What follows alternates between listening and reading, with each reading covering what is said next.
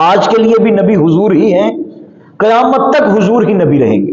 کلمہ حضور کا پڑھا جاتا رہے گا، سلطنت مصطفیٰ کی رہے گی، سکہ حضور کا چلتا رہے گا، اور کلمہ بھی حضور علیہ السلام کا پڑھا جاتا رہے گا۔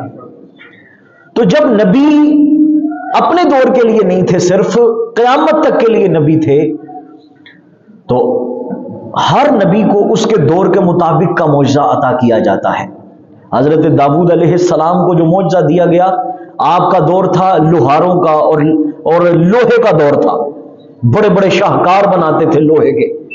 اللہ تعالیٰ نے اپنے داؤد کو معجزہ دیا کہ آپ انگلیوں سے لوہے کو موم کی طرح موڑ دیا کرتے تھے، آپ کی انگلیوں کے اندر یہ معجزہ رکھا گیا تھا، آپ بھاری اور مضبوط لوہے کو اپنی انگلیوں کے اندر اس طرح لیا کرتے تھے اور موم کی طرح وہ اپنی حالت بدلتا رہتا تھا۔ حضرت عیسیٰ علیہ السلام کا دور طبیبوں کا، ڈاکٹروں کا، حکمت کا دور تھا۔ 3 بیماریوں کے علاوہ ان کے پاس ہر بیماری کا علاج تھا۔ آنکھوں سے جو نابینا بچہ پیدا ہوتا تھا اس کا علاج ان کے پاس نہیں تھا، مادرزاد اندھا۔ کوڑ کا مرض جس کو پڑ جاتا تھا اس کا علاج ان کے پاس نہیں تھا، اور تیسرا جو بندہ مر جاتا تھا موت کا علاج ان کے پاس نہیں تھا۔ یہ 3 علاج ان کے پاس نہیں تھے، باقی ہر علاج دنیا کا اس دور کے طبیبوں کے پاس موجود تھا۔ بہت بڑی طب کا دور تھا وہ۔ تو اللہ تعالیٰ نے یہی 3 بیماریوں کا علاج بطور معجزہ جناب عیسیٰ کو عطا فرمایا۔ آپ نے فرمایا لاؤ بھائی اپنے مادرزاد اندھوں کو میں پھونک ماروں گا وہ دیکھنے لگ جائیں گے، لاؤ اپنے کوڑ کے مریضوں کو میں دم کروں گا وہ ٹھیک ہو جائیں گے، اور لاؤ اپنے مردوں کو میں ٹانگ ماروں گا، لات ماروں گا اور کم باذن اللہ کہوں گا اور وہ اٹھ پڑیں گے۔ لاؤ۔ حضرت موسیٰ کا دور تھا تو وہ دور جادوگروں کا دور تھا۔ اس دور کے اندر جادو عروج کے اوپر تھا، رسی پھینکا کرتے تھے، بڑے بڑے سانپ بن جایا کرتے تھے۔ اللہ رب العزت نے جناب موسیٰ کو لاٹھی کا معجزہ عطا فرمایا۔ آپ نے فرمایا القی عصاک، موسیٰ ذرا پھینک ان کے سامنے اپنی لاٹھی پھینکی تو بہت بڑا اژدہا بن گیا، ان کے سارے ہی سانپوں کو نکل گیا۔ آپ اپنا ہاتھ مبارک بغل کے اندر لیتے تھے، جب نکالتے تھے ید بیضا چمکتا ہوا ہاتھ بن جاتا تھا، ساری روشنی مدھم پڑ جاتی تھی، جناب موسیٰ کا ہاتھ جو ہے وہ زیادہ چمکنے لگ جاتا تھا، کیونکہ جادوگروں کا دور تھا۔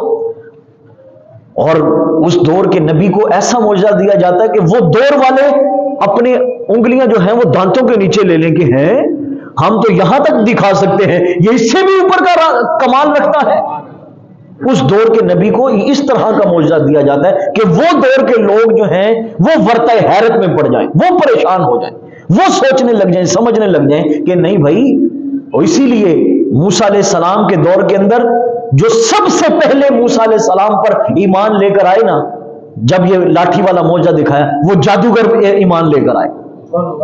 وہ کہنے لگے نہیں بھائی ہمارا جادو کی ایک لمٹ ہے، یہاں تک یہ جادو چل سکتا ہے، اس سے اوپر یہ جادو نہیں چل سکتا۔ جب انہوں نے جناب موسیٰ کا معجزہ دیکھا تو وہ سمجھ گئے اگر جادوگر ہوتا نا تو بس اس لیول تک رہتا، اور یہ اللہ کی قدرت ہے، یہ یقیناً اللہ کے پیغمبر اور رسول ہے اور یہ معجزہ دکھا رہے ہیں۔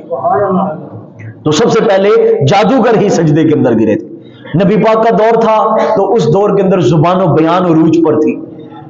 اب ایک مجلس کے اندر کھڑے ہو کر 100 شعر پڑھ دیا کرتے تھے وہ لوگ، اور اتنا اپنی زبان کے اوپر ان کو فخر تھا، باقیوں کو عجمی کہتے ہیں گونگے، اور خود کو عربی زبان والے کہتے ہیں کہ باقی تو سارے گونگے نے، اصل زبان تو ساڑھے کولے۔ اتنا فخر تھا ان لوگوں کو۔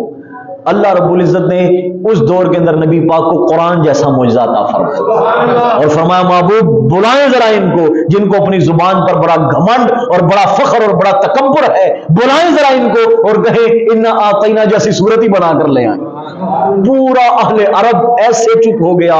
اعلیٰ حضرت بولے تیرے آگے یوں ہیں دبے لچے فصحاء عرب کے بڑے بڑے، کوئی جانے منہ میں زبان نہیں بلکہ جسم میں جان نہیں۔ اعلیٰ حضرت نے کہا ان کے تو جسموں کے اندر سے جان نکل گئی قرآن کو دیکھ کر، زبان تو بالکل بند ہو گئی نا ان کی چلنا۔ تو اللہ رب العزت نے جناب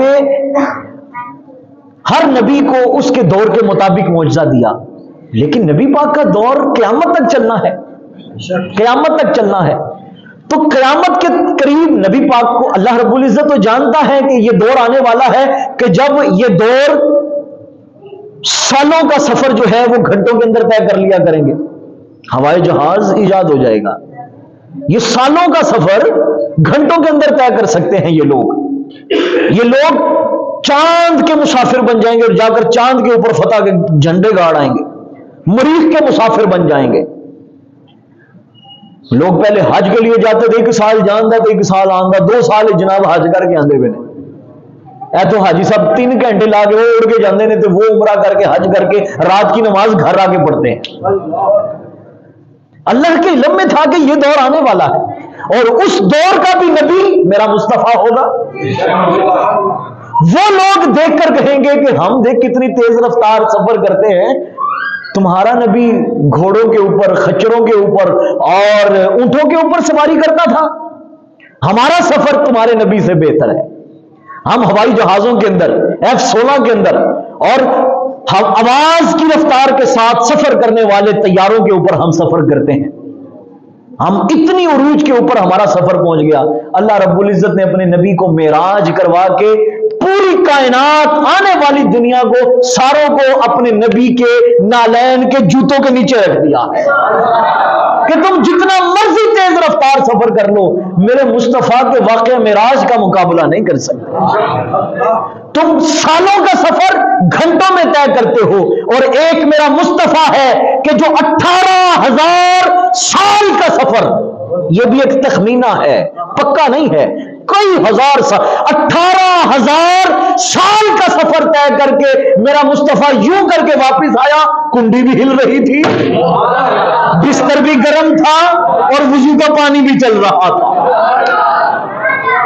کرو حضرہ میرے مصطفیٰ کی اس رفتار کا مقابلہ.